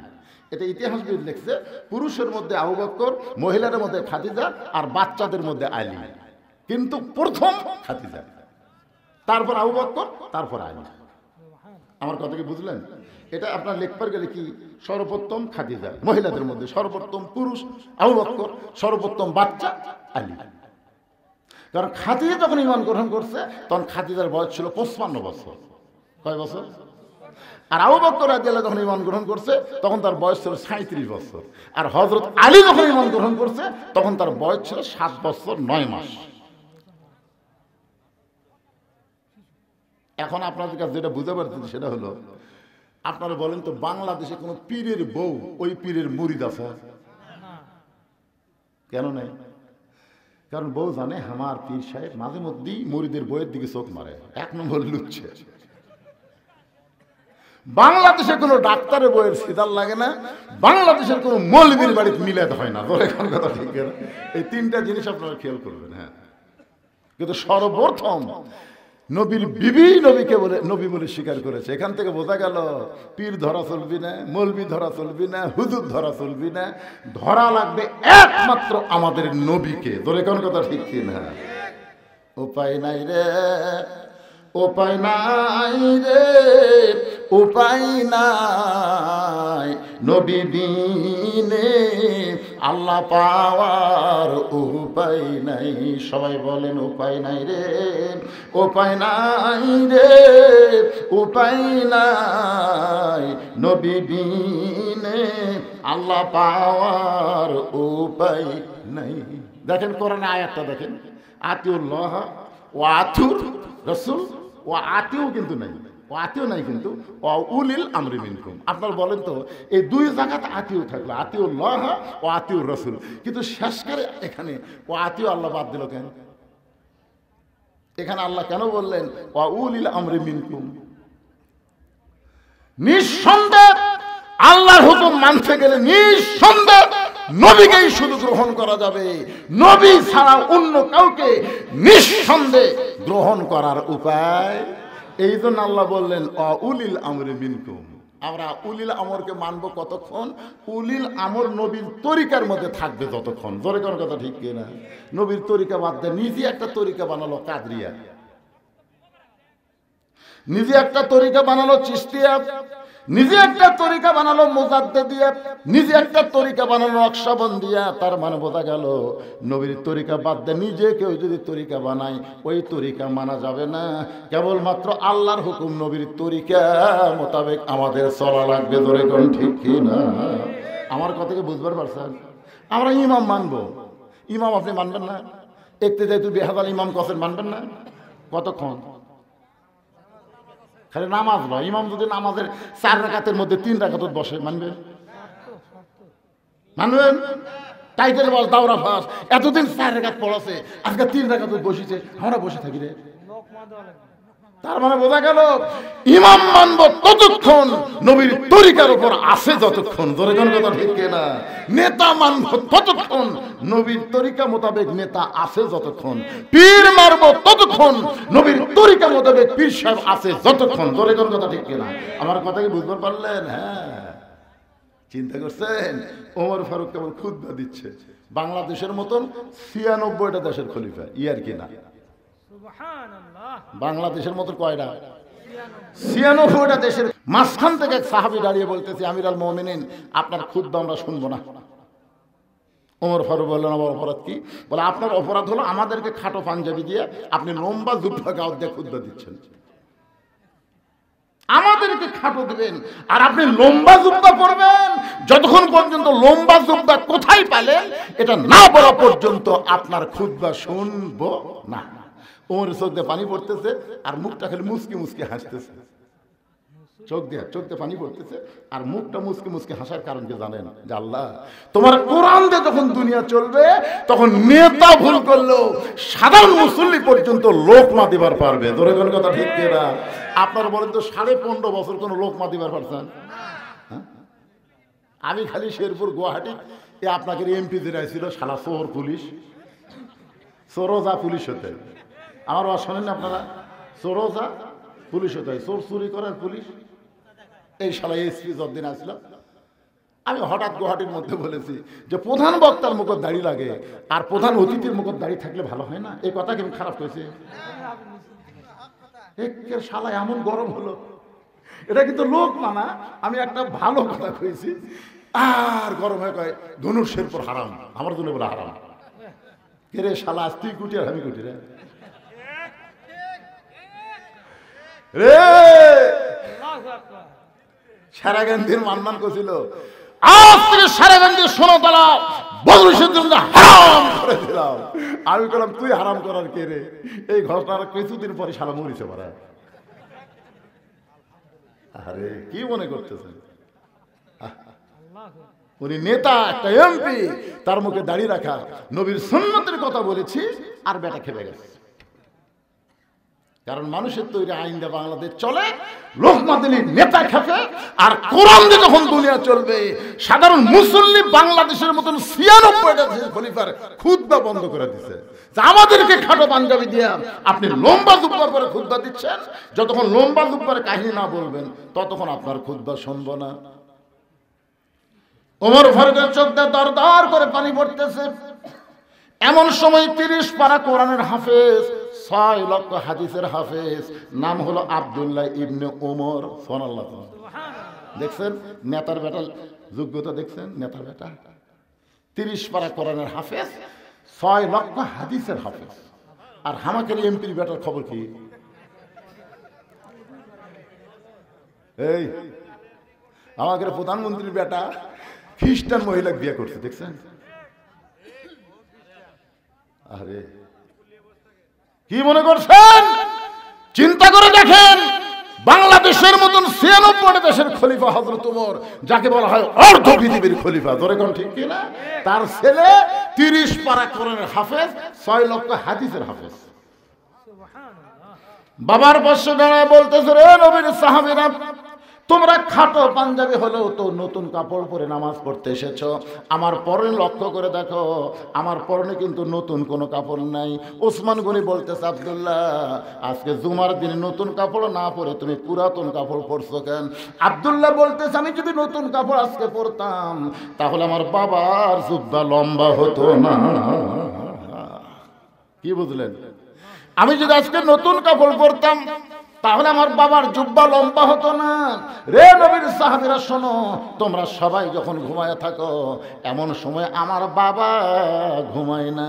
যেদিন থেকে মদিনার খলিফার দায়িত্ব পাইছে সেদিন থেকে সব মানুষ ঘুম পাড়বে, আর আমার বাবা তোমাদের খেদমতের দায়িত্ব নিয়েছে। ধরে কন্যা সুবহানাল্লাহ। আর এখনকার নেতারা মোবাইল বন্ধ করে ঘুম পাড়ে। ভোটের আগে এসে কয় গরিবের বন্ধু, সমাজসেবক, জনদরদি। যেই শালা নেতা হয়ে গেছে আর মোবাইল আর চালু নাই। দুনিয়ার সবাই যখন ঘুম পাড়ে, ওমর ফারুক সুরের মতন মদিনার অলিগলি ঘুরে বেড়ায়। হঠাৎ হযরত ওমর দেখতেছে একটা তাঁবু টাঙ্গানো, তাঁবুর বাইরে একটা পুরুষ মানুষ খালি দৌড়াদৌড়ি করতেছে। একবার ডানে যায়, একবার বামে যায়, একবার উত্তরে যায়, একবার দক্ষিণে যায়। ওমর ফারুক লোকটার কাছে গিয়ে সালাম দিয়ে বললেন, ভাইজান, এই যে অস্থির হয়ে আপনি দৌড়াদৌড়ি করতেছেন, আপনার কারণ কি? আসসালামু আলাইকুম ভাইজান। আপনি অস্থির হয়ে দৌড়াদৌড়ি করতেছেন, এর কারণ কি? আসসালামু আলাইকুম ভাইজান। আপনি অস্থির হয়ে দৌড়াদৌড়ি করতেছেন, এর কারণ কি? কয়বার সালাম দিছে লোকটা? বারবার সালাম দিস মিয়া, তুই আমাকে চিনিস? আমার বাড়ি হলো অমুক এলাকায়, আমার শ্বশুরের বাড়ি হচ্ছে অমুক এলাকায়। আমি গর্ভবতী বউ নিয়ে রাতের বেলা বার হয়েছি, এই জায়গায় এসে আমার বউয়ের প্রসব ব্যথা শুরু হয়েছে। এখন তাঁবুর মধ্যে আমার বউ, আমি বাহির অস্থির হয়ে ঘুরতেছি, কি করবো, আমি কি করবো? আর মারি খেলে সমানে খেলে সালাম দেশ। ওর ঘর বললেন, ভাইজান, ভাইজান, একটু ধৈর্য ধরেন, আমার বাড়িতে ভালো একটা ধাত্রী আছে ভাই। লোকটা কয়, কে রে, এত খারাপ ব্যবহার করলাম, তারপরে বলে আমার বাড়ির ভালো একটা ধাত্রী আছে। এক দৌড়ে বাড়ির দরজা, আব্দুল্লাহর মা, আব্দুল্লাহর মা দরজা খুলে দে। ওমর ফারুক বলে, চমকে গিয়ে বলে, আব্দুল্লাহর মা, আমি তোমাকে ডাক দাও মাত্রই তুমি দরজা খুললে।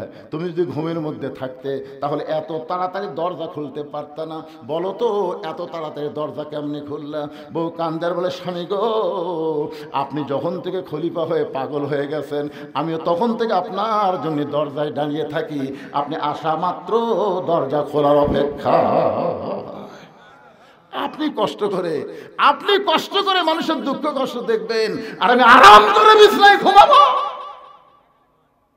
কারণ বহুদিন আমি আপনাকে দোয়া করতে দেখেছি, আমি কান ফেলায় শুনছি যে আমার স্বামী যে দোয়া করতেছে, কি দোয়া করে, আমি কান ফেলায় শুনছি আপনি দোয়া করছেন, আল্লাহ, আমার আব্দুল্লাহর মা কত কষ্ট করে আমাকে ভাত তরকারি রুটি পাক করে দেয়। ও আল্লাহ, আমি জান্নাতে গেলে হুর চাই না, আমার বউকে নিয়ে আমি জান্নাতে থাকবার চাই। ধরে কারণ সুবহানাল্লাহ, যে স্বামী বউকে নিয়ে জান্নাতে থাকবার চাই আর সে বউ ঘুম পাড়বি। ওমর ফারুক বলতেছে, তাহলে চলো, জান্নাত তো 8টা, আর একটা জান্নাত কামাই করি। বই আমি মনে করছিলাম যে আজকে মানুষের কষ্ট ভুলে যায়, বইয়ের কষ্ট মনে করে তাড়াতাড়ি আপনি বাড়িতে আসলেন, আর আসা আবার আর একটা দাম, চল।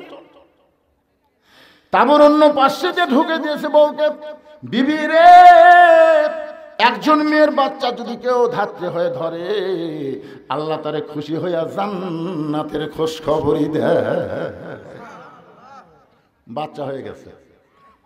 এখন তাঁবুর ভিতর থেকে ওমর ফারুকের বউ বলতেছে, ইয়া আমিরুল মুমিনিন, আপনার বন্ধুকে খবর দেন, সে একটা সুস্থ সন্তানের বাবা হয়েছে। যেই বলছি আমিরুল মুমিনিন, আপনার বন্ধু খবর দেন, ওর অবস্থাটা কি? তিনবার সালাম দিচ্ছে, আমি সালাম তো নেইনি, যে রাগ করা করছে আমিরুল মুমিনিন, যে রাস্তাতে গেলে শয়তান 40 দিন যায় না, আমার অবস্থা কি এখন? দুই হাত থরথর করে কাঁপতেছে, আমি ভুল করেছি, বেয়াদবি করেছি। ওমর ফারুক বুকের মধ্যে নিয়ে বলে, ভাইজান, যেদিন থেকে খেলাফতের দায়িত্ব নিয়েছি সেদিন থেকে আমার সুখ মাটি করে তোমাদের সুখ শান্তির চিন্তা কলিজার মধ্যে নিয়েছি। ধরে কর সুবহানাল্লাহ। রে দুনিয়ার সাহাবীরা শোনো, তোমরা সবাই যখন ঘুমায় যাও, আমার বাবা তখন ঘুমায় না। আমার বাবা চুপি চুপি আমার দরজায় গিয়ে বলে, আব্দুল্লাহ, ও আব্দুল্লাহ, একটু দরজা খোল। আমি দরজা খুলে তাকায় দেখি বাবার হাতে একটা পাঞ্জাবি। আমি বললাম, বাবা, এই গভীর রাতে আপনি আর একটা পাঞ্জাবি দিয়ে বেড়াইছেন, বাইতুল মাল থেকে আমি একটা পাইছি বাবা, নতুন করে আর একটা দিয়ে বেড়াইছেন। সঙ্গে সঙ্গে ওমর ফারুক বললেন, ইন্নাল্লাহা ইয়ামুরুকুম আন তুআদ্দুল আমানাতি ইলা আহলিহা ওয়া ইযা হাকাম কুল আউযু বিরাব্বিল ফালাক, সূরার নাম কি? তাব্বাত ইয়াদা আবি লাহাব, সূরার নাম কি? ইজা জা নাসরুল্লাহ, সূরার নাম কি? নাসর। কুল ইয়া আইয়ুহাল কাফিরুন, সূরার নাম কি? এখন দেখেন তো, কুল হুয়াল্লাহু আহাদ আল্লাহুস সামাদ লাম ইয়ালিদ ওয়া লাম ইউলাদ ওয়া লাম ইয়াকুল লাহু কুফুয়ান আহাদ, এর মধ্যে ইখলাস কোটি নাই। 113টা সূরা আপনি পড়েন, পড়তে পড়তে সূরার নাম অটোমেটিক আপনার সামনে পাবেন। কিন্তু সূরা ইখলাস পড়লে 10 বার পড়লেও ইখলাস শব্দ আপনি একবারও পাবেন না। তো এই সূরার নাম ইখলাস আল্লাহ কেন দিলেন? একবার পড়লে 10 পারার সবরে পাগলারা পড়বেন, আমার সঙ্গে পড়বেন। তাহলে পড়েন, বিসমিল্লাহির রহমানির রহিম। কুল হু আল্লাহু আহাদ আল্লাহুস সামাদ লাম ইয়ালিদ ওয়া লাম ইউলাদ ওয়া লাম ইয়াকুল লাহু কুফুয়ান আহাদ। আপনার বলেন তো, আল্লাহর বউ, বাপ নাই, মা নাই, সন্তান নাই, মৃত্যু নাই, সমকক্ষ নাই, তাহলে আল্লাহ অনেক কিছুই নেই। খাদিজা বলতে, হুজুর, আমি আল্লাহর কাছে যা চাবো তাকে আল্লাহ আমাকে দিবে। রাসূল বললেন, কি চান? মনে করেন গভীর রাত্রে আমি তাহাজ্জুদের নামাজ পড়ে আল্লাহ বলতেছি, আল্লাহ, আমি খাদিজার বিয়ে হয়নি, খাদিজার পেয়ারত একটা বাচ্চা দেন, আপনি বলেন আল্লাহ কি দিবি? রাসূল বলতেছে, আল্লাহ দিবার পারলেও দিবি না, কারণ বিয়া ছাড়া একজনক বাচ্চা দিয়ে আল্লাহ যে বিপদ পড়ছিল। আপনার বলেন তো, বিয়া ছাড়া আল্লাহ একজনক বাচ্চা দিয়েছিল, তার নাম কি? মরিয়ম। এই মরিয়মের খালু জাকারিয়া নবী। ধরে কোন নবী? দেখেন মানুষের সন্দেহ কি, এই জাকারিয়া আলাইহিস সালামকে ওরা দোষ দিল, এই খালুর মাধ্যমে কাম হয়েছে। সবাই যখন জাকারিয়াকে ধর ধর, জাকারিয়া সমানে দৌড়ায় আসবে, আল্লাহ কাম করলি, তুই কাম করলেন আপনি, আর পিটুন খাম আমি। কি কাম কে করছে? আর দোষ কার? আল্লাহ বললেন, জাকারিয়া, আদমকে আমি দুনিয়াতে পাঠাইছি বাপ মা ছাড়া, আর ঈসাকে পাঠালাম বাপ ছাড়া। কিয়ামত পর্যন্ত বাবা ছাড়া কোনো সন্তান আর মায়ের পেটে জন্ম নিবে না। যদি জন্ম নেয় বুঝবে ওইটা অবৈধ সন্তান। আপনারা বলেন তো, বাবা ছাড়া কোনো সন্তান এটা কি বৈধ না অবৈধ? তাহলে ভোট ছাড়া তারা এমপি, এরা বৈধ না অবৈধ? এই হিসাবে 15.5 বছর যেগুলো এমপি ছিল এদের নাম হলো জাউরা এমপি। জোরে কন কি? কথা কন কি? কথা কন না কেন?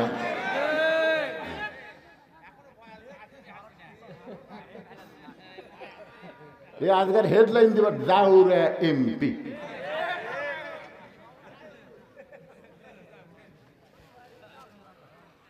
একটু মনোযোগ দিয়ে শুনবেন। রাসূল বলে, খাদিজা, তাহলে আমার কাছে আপনি কি চাবেন? খাদিজা বলতেছে, রাসূলুল্লাহ, কিয়ামত পর্যন্ত একটা মুজিজা আল্লাহ আপনাকে দিয়েছে, যেই মুজিজা কোনোদিন বিলুপ্ত হবে না। ইন্না নাহনু নাযালনা যিকরা ওয়া ইন্না লাহু লাহাফিজুন। সেই মুজিজার নাম হলো আল্লাহর কোরআন।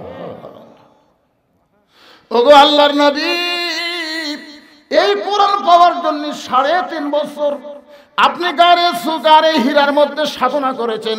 এই সাধনাকে আল্লাহ কবুল করে কোরআনের 5টা আয়াত আল্লাহ আপনার উপর নাজিল করলো। প্রথম শব্দটা ছিল ইকরা। জোরে কোন কি? ইকরা বিইসমি রাব্বিকাল্লাযী খালাক খালাকাল ইনসানা মিন আলাক। এই যে 5টা আয়াত আপনার উপর আল্লাহ নাজিল করলো, আপনি আর গায়ে হীরার মধ্যে থাকলেন না, আপনি নিচে চলে আসলেন। আপনি এই যে গায়ে জুব্বা পরা অবস্থায় ফেরেশতা জিবরাইল আপনাকে বুকের মধ্যে নিয়েছিল, আল্লাহ তাওয়াজ্জু দিয়ে 5টা আয়াত নাজিল হলো। ওই জুব্বার কোনোদিন আপনি পরেন নাই, আমি দেখেছি আপনি যত্ন করে জুব্বাটা রাইখা দিয়েছেন। মাঝে মধ্যে আপনি জুব্বা দেখেন, চুমা খান, আবার জুব্বাটা যত্ন করে রাইখা দেন। ও গো আল্লাহর নবী, আমি খাদিজা যখন মরে যাব, ওই জুব্বাটা আমার কাফনের কাপড় হিসাবে দিয়ে দিবেন। আমার 2 নম্বর চাওয়া হলো আপনার পবিত্র হাত দিয়ে আমাকে অন্ধকার কবরে নামায় দিবেন। কবরে মাটি দেওয়ার পরে সবাই যখন চলে যাবে, এমন সময় 2টা ফেরেশতা আল্লাহ কবরের মধ্যে পাঠাবে।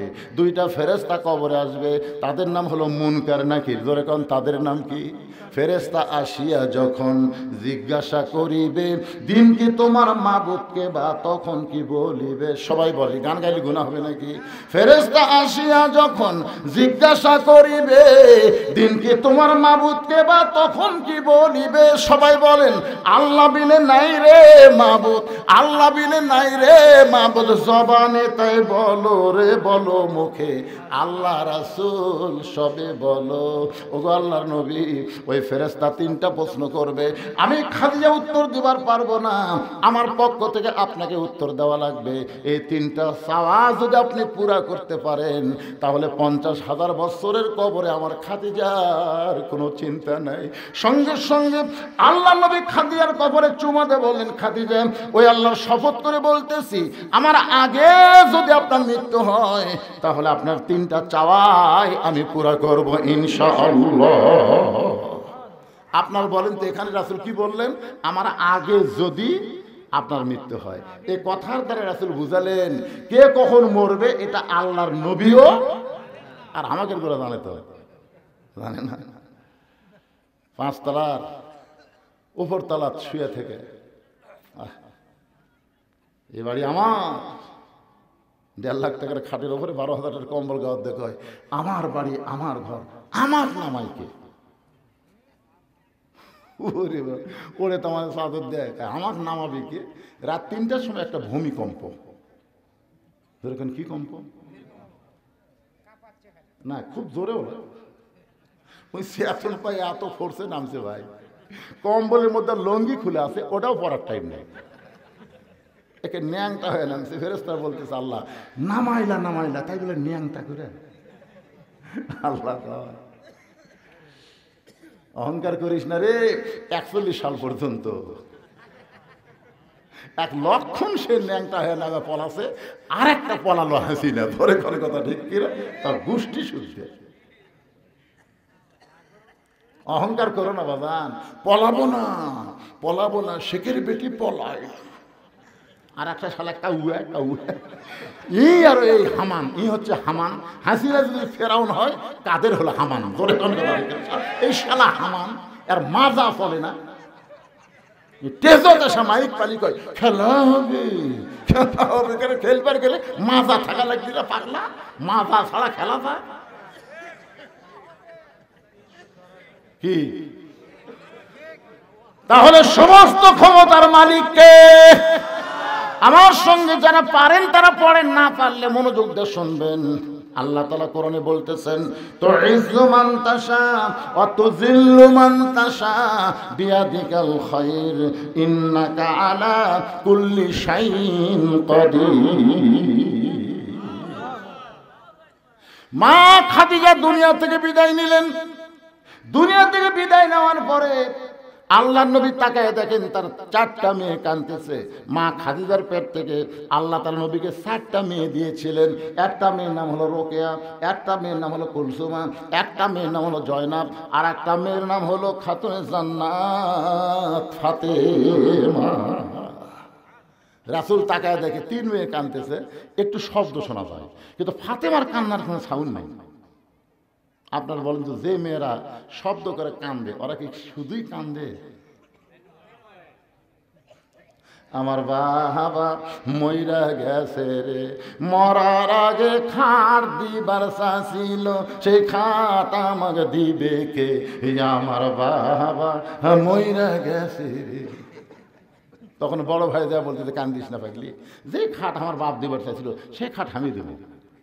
তখন বলতেছে, আমার বাবা মইরা গেছে রে, মরার আগে খাট দিবার চাইছিল, সেই খাট আমাকে বড় ভাই দিবে, এখন ল্যাপ তোষক দিবি কে? আমার বাবা মইরা গেছে রে। তখন মেজো ভাই যা বলতেছে, কান্দিস না পাগলি, ল্যাপ তোষক আমি দেবো। তখন সাইড যা বলতেছে, মানুষ বুড়া হলে মরবি।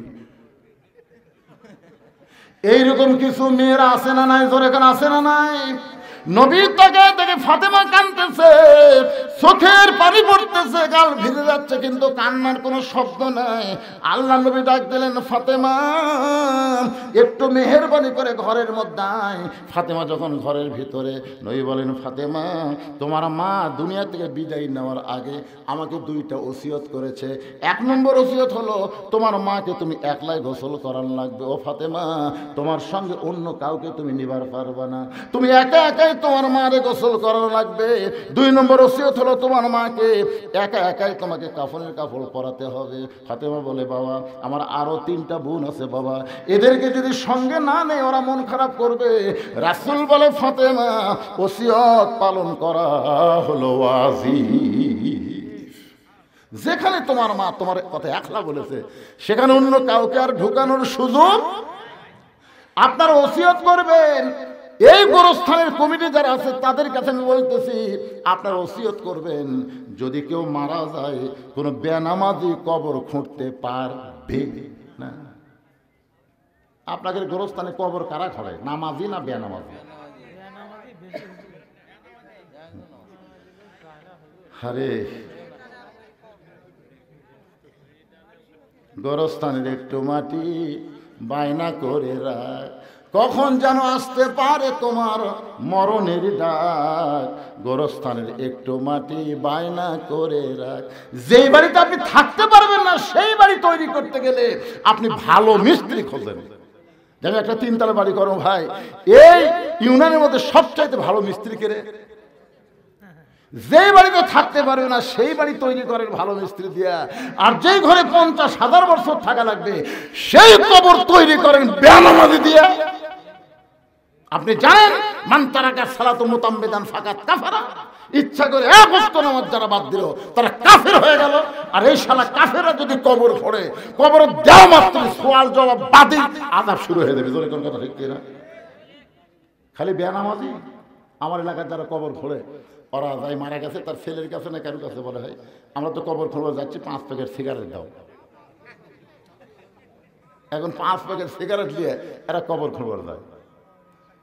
কবর যে খুঁড়তেছে ওর মুখত সিগারেট, যাই কবর সমান করতেছে ওর মুখত সিগারেট, যাই মাটি তুলতেছে ওই একটা টানতেছে। 5টা সিগারেট যদি গোরস্থানত চলে, আপনারা বলেন তো ফেরেশতা থাকবে?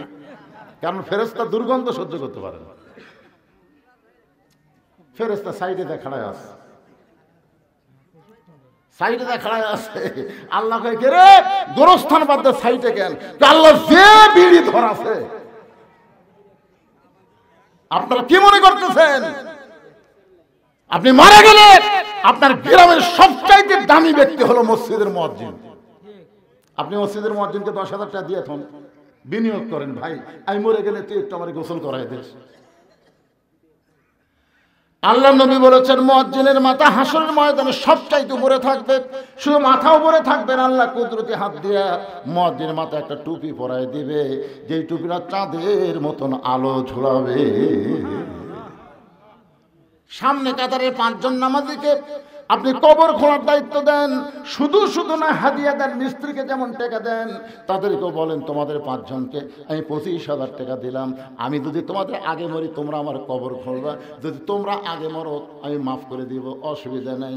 এইরকম ভাবে 5 জন বেনামাজি কবর খোঁড়ার দায়িত্ব দেবেন। মুয়াজ্জিন আপনাকে গোসল করায় দিবে। যদি আপনার গোষ্ঠীর মধ্যে কোনো আলেম না থাকে, ভালো আলেম থেকে আপনি জানাজা নেবেন। বাজান রে, এরকম ওসিয়ত করা ইসলামে জায়েজ আছে। আমার কথা কি বুঝবার পারলেন? আল্লাহ নবী ফাতেমাকে বললেন, মা তোমার মাকে গোসল করে আসো। ফাতেমা বলতেছে, বাবা আরো 3টা বোন বাদ দিয়া মা আমার কথা কেন বলছে বাবা, একটু কি আমাকে বলবেন না? রাসূল বলে, ফাতেমা তোমার মাকে আল্লাহ তাআলা এই দুনিয়াতে 1 নম্বর জান্নাতি ঘোষণা করেছে, আর তোমাকে আল্লাহ তাআলা জান্নাতি নারীদের নেত্রী ঘোষণা করেছে।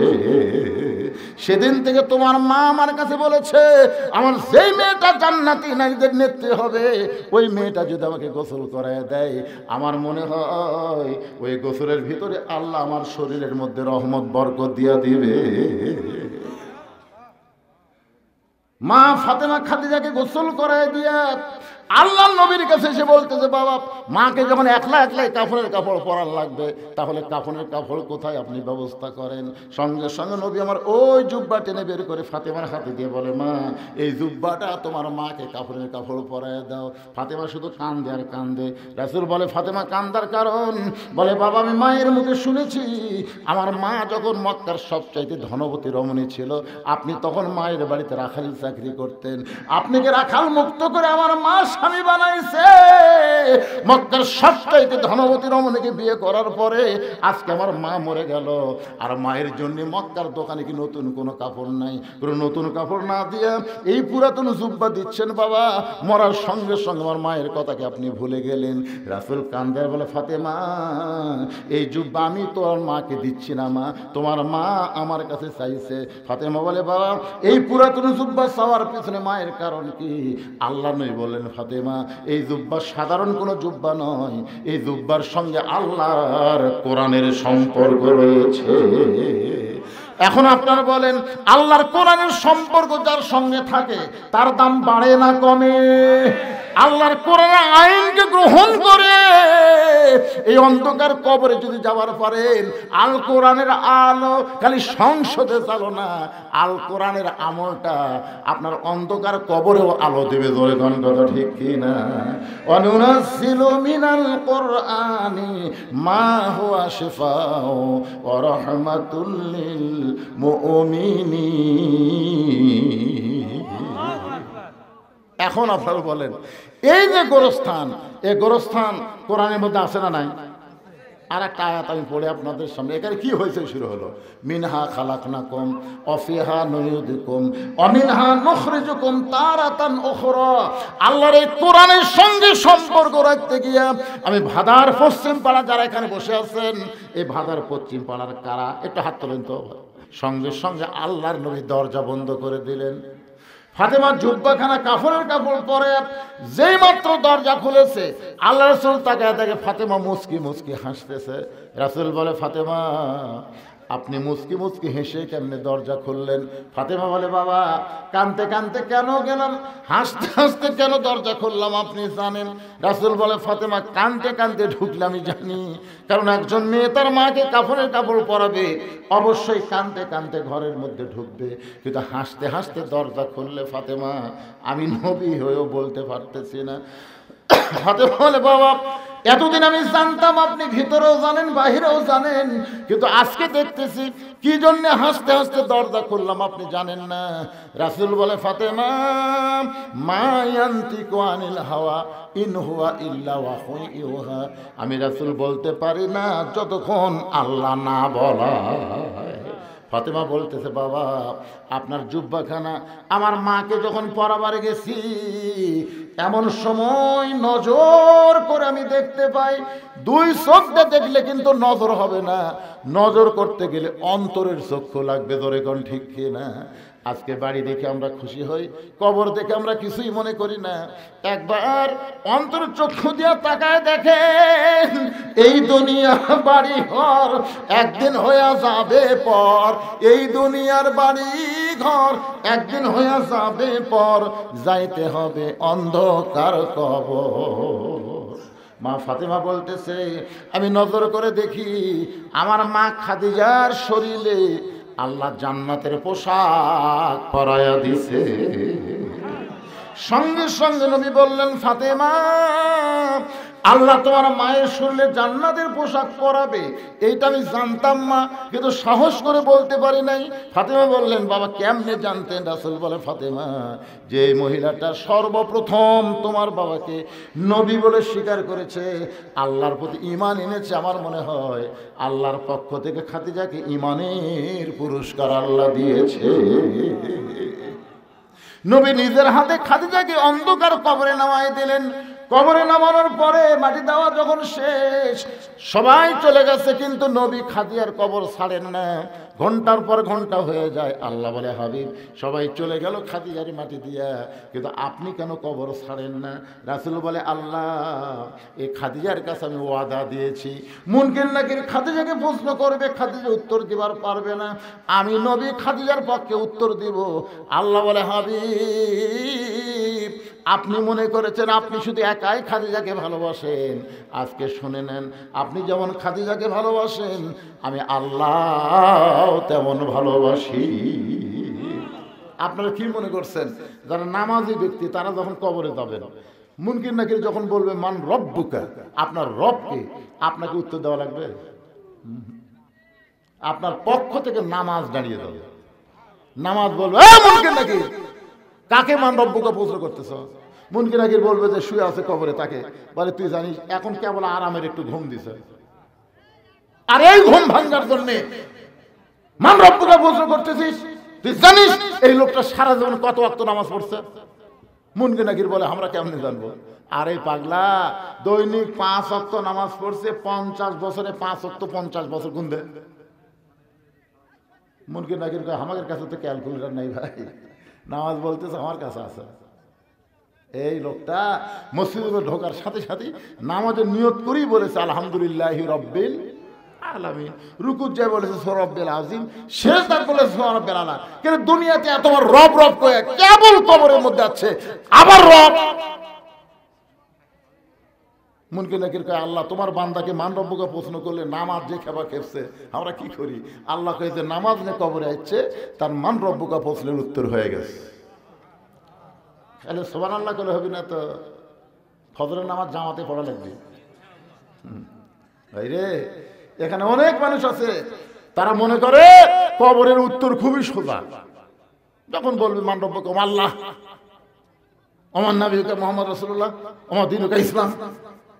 আপনি যদি ইসলামের সাথে সম্পর্ক না থাকে, যদি নবীর সাথে আপনার সম্পর্ক না থাকে, আল্লাহর সাথে যদি আপনার সম্পর্ক না থাকে, একটা প্রশ্নের উত্তর জানা থাকলেও দিবার পারবেন না। করে কথা ঠিক কি না? প্রশ্ন করবে, আমার দ্বীনুকা, তোমার দিন কি? এই বাংলাদেশে যারা ইসলামী আন্দোলন করে, কোরআনের রাজনীতি যারা চায়, দিন কায়েমের আন্দোলনে আকিমুদ্দিন, দিনকে প্রতিষ্ঠা করার জন্য যারা জেল জুলুম নির্যাতনের শিকার হয়েছে, ইসলামী আন্দোলন তাদের পক্ষে অবাক দিন তার উত্তর দিয়ে দিবে। ধরে কোন সুবহানাল্লাহ। যখন প্রশ্ন করবে আমার নাবিউকা, তোমার নবীকে, নবীর সুন্নত, নবীর আদর্শ, নবীর মহব্বত যাদের কলিজার মধ্যে আছে, নবীর মহব্বতে মাথায় টুপি দেয়, নবীর মহব্বতে মুখে দাঁড়িয়ে রাখে, সে আমার নাবিউকার উত্তর দেওয়ার আগেই নবী তাকে এসে বলবে, মুনকির নাকির, আমাকে নবী বলার আগেই আমি তাকে উম্মত হিসাবে স্বীকার করে নিলাম। ধরে কোন সুবহানাল্লাহ। এখন আপনারা কি ভাবতেছেন? কুটি গল্প হয় এত। তার মানে এরা কি ভাত শর্ট ফালাবি নাকি?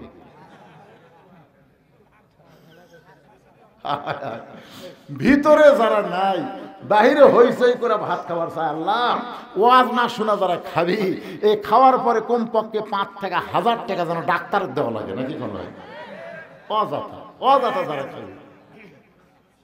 আপনি কি মনে করছেন খাওয়ার মাধ্যমে মানুষের শক্তি হয়, খাওয়ার মাধ্যমে মানুষের ডায়রিয়া হয়? দরকার কথা ঠিক কিনা? আল্লাহ, আল্লাহ যারা আওয়াজ শুনতেছেন, আওয়াজতে খাওয়া দাওয়া করবি, এরকে যেন এই রোগটা দেওয়া। আল্লাহ, খাওয়ার পরে যেন পেট ভুটভুট করে, খালি ঢুকবি আর বাড়াবার যেন না পারে, উঠপের সাথে আবার পেট কামড় উঠতে দেওয়া, একবারে 6 বার যদি পাতলা পায়খানা হয় আর খাবি।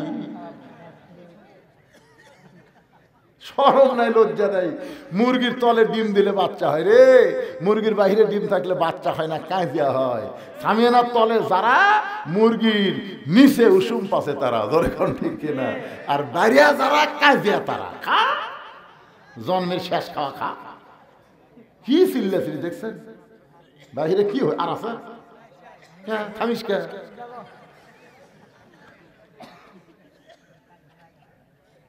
সুবহানাল্লাহ। ইস্তিগফার পড়েন সবাই। আস্তাগফিরুল্লাহ রাব্বি মিন কুল্লি জামবি ওয়া আতুবু ইলাইহি, আস্তাগফিরুল্লাহ রাব্বি মিন কুল্লি জামবি ওয়া আতুবু ইলাইহি। আলহাজ সেকেন্দার আলী, না নাম ধরে ধরে এভাবে আদায় করা ঠিক না।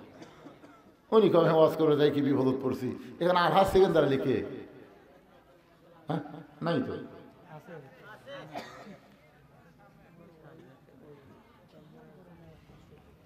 সহসভাপতি আপনার নামটা হচ্ছে তরিকুল ইসলাম, সহসভাপতির স্ত্রী। উনি 500 টাকা দান করছে। আল্লাহ যে নিয়তে দান করছে আল্লাহ কবুল করুক, জোরে করেন আমিন। না আপনাদের মধ্যে কেউ যদি দানকারী থাকে, অত দেরি করতেছেন কেন? হতে পারে আজকের দান আপনার জীবনের শেষ দান, বিশ্বাস করতেছেন না? হয়তো বাড়ি পর্যন্ত যাওয়ারই গ্যারান্টি নেই, জোরে করেন ঠিক কেন? এই অলসতা না করে, কৃপণতা না করে দান করবেন। আর সকিও হাবিবুল্লাহ রাসূল বলেছেন দানকারী আল্লাহর দোস্ত।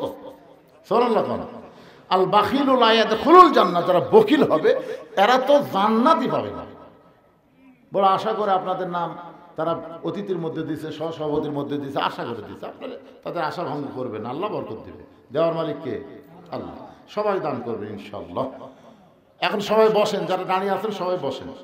আস্তাগফিরুল্লাহ রাব্বি মিন কুল্লি জামবি ওয়া আতুবু ইলাইহি, লা হাওলা ওয়ালা কুওয়াতা ইল্লা বিল্লাহিল আলিয়্যিল আযীম। আল্লাহুম্মা আমিন। আল্লাহুম্মা আনতাস সালাম ওয়া মিনকাস সালাম, তাবারাকতা ইয়া যাল জালালি ওয়াল ইকরাম। আয় আল্লাহ তাআলা, রাত 12:30 প্রায় বাজতেছে।